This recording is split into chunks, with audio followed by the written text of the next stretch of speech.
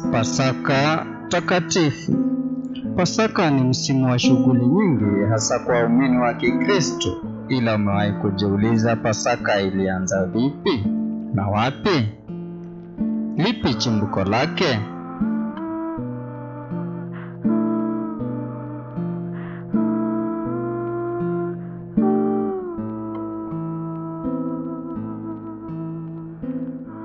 Msimu wa Pasaka una asili yake kwa tamaduni za Wakristo na wapagani.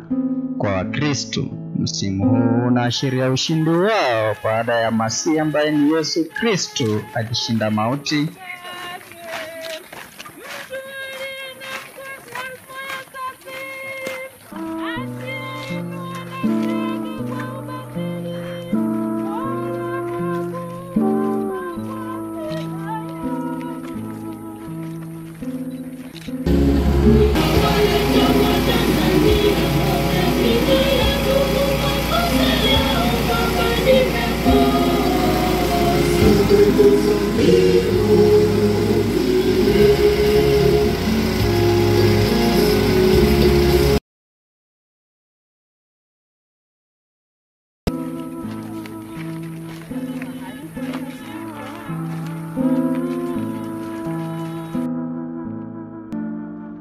Kwa mujibu wa vitabu vya historia, Wakristo wa zamani walisherehekea Pasaka na Passover kwa pamoja.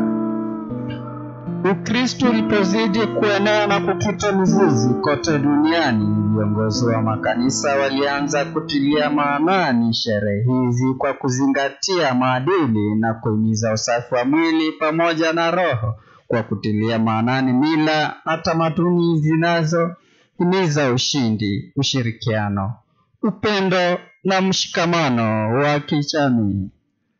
Sherehe hizi hutumiwa kuwaleta watu hizi huanza kwa Jumatano ya Majivu, inayowakumbusha wanadamu kuwa wao ni mavumbi na mavumbini watarudi, ila wanyofu wa moyo watapata pumziko kwenye ufalme wa milele. Jumapili ya Mitende huashiria siku ambayo Yesu Kristo aliingia Yerusalemu kwa shangwe na nderemo, huku Wayahudi wakimlaki na kumtambua kama mfalme na mkombozi wao. Kisha huja siku ambapo Kristo mfalme alinyenyekea na kuwaosha wafuasi wake miguu, ishara tosha ya kuwahudumia wengine. Baada ya hapo, Kristo aliila karamu yake ya mwisho na wafuasi wake kabla ya kutiwa kuomba na kushiriki njia ya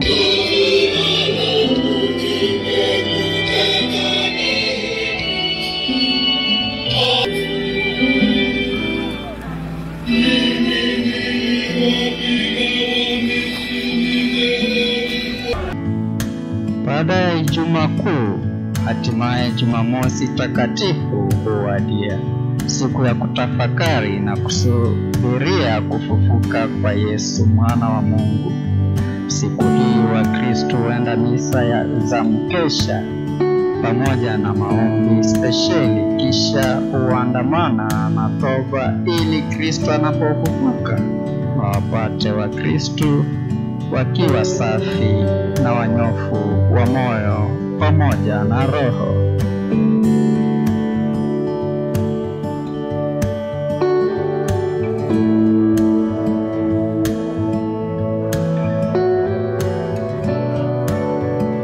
Hatimaye sherehe hizi hukamilika kwa misa na sherehe za kufufuka kwa Bwana Yesu Kristo, mfalme wa ulimwengu, siku ya Jumapili.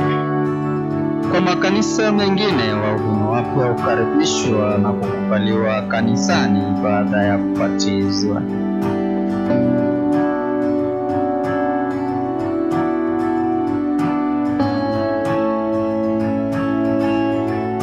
Tunaposherehekea sherehe hii za wenye njaa na kuishi pamoja kwa amani na utangamano. Jina langu ni Cyprian Anani Bedon.